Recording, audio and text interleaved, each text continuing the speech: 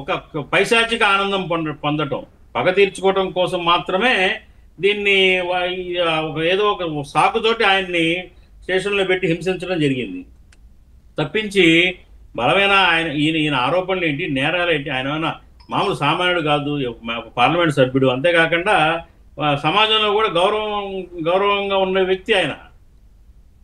అలాంటి వ్యక్తికి అదే నేను మాట్లాడుతున్నాను. అలాంటి వ్యక్తిని కేవలం పైశాచిక ఆనందం పొందడం కోసం, మరి బాస్ కళ్ళల్లో ఆనందం చూడటం కోసం ఇప్పుడు వీళ్ళందరూ కూడా కలిసికట్టుగా పనిచేశారు.